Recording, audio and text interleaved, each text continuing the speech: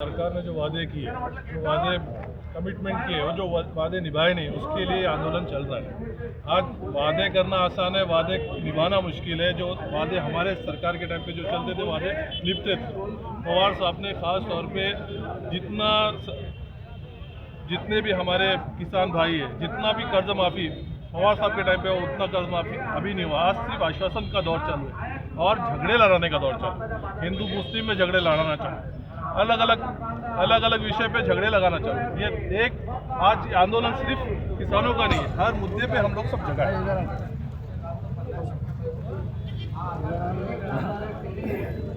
शेतकऱ्यांसाठी आहे ना, कोणत्या पक्षाचा आहे ना, कोणत्या जातीचा आहे ना, कोणत्या धर्माचा आहे, हे फक्त शेतकऱ्यांसाठी आहे। आज मराठवाड्यातला असो का महाराष्ट्रातला सगळा शेतकरी कर्जमाफीखाली दबलेला आहे। तो कर्जमाफी सरसकट झाली पाहिजे, हा महत्त्वाचा मुद्दा आहे। याच्यामध्ये इतक्या अटी आणि शर्ती टाकल्या की त्या शेतकऱ्याला कोणताही फायदा होत नाही आहे। तो पहिले पूर्ण काढल्या पाहिजे अटी आणि सरसकट झाली पाहिजे, एवढं आमचं म्हणणं आहे। सर, शेतकऱ्यांच्या प्रमुख मागण्या काय आहेत?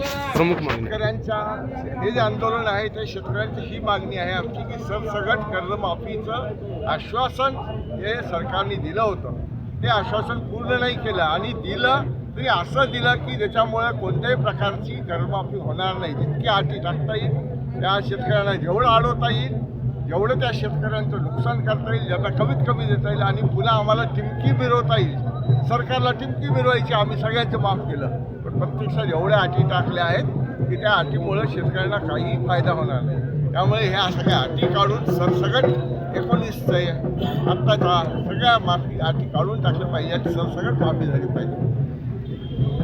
काही दिवसापूर्वी जेव्हा निवडणूक होत्या त्यावेळेस आश्वासन दिले होते की आम्ही 7/12 कोरा कोरा कोरा करू, असं मुख्यमंत्र्यांनी अनेक सभांमध्ये ठासून सांगितलं होतं।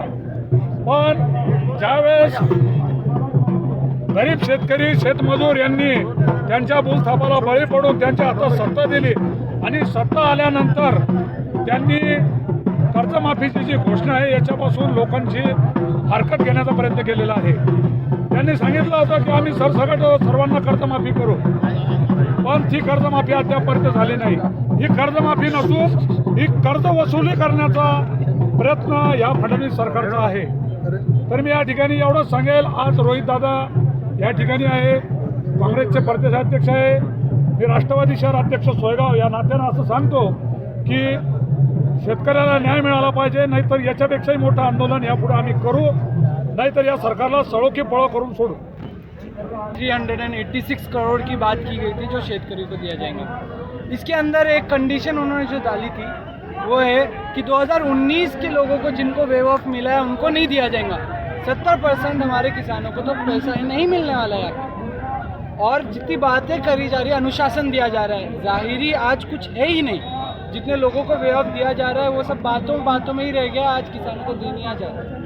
इसके अंदर एक और एक प्रॉब्लम ये है कि जो बोल रहे हैं कि किसानों को हम कंडीशंस के साथ दिया जा रहा है। ऐसा देखा जाए तो हर साल, हर कुछ सालों में बड़े बड़े लोगों के लिए, कंपनियों के लिए कुछ ना कुछ स्कीम्स लाती है। 10% में आपके लिए पूरा लोन माफ। ये हमारे किसानों के लिए कंडीशंस क्यों? बस इतना ही बोलूँ।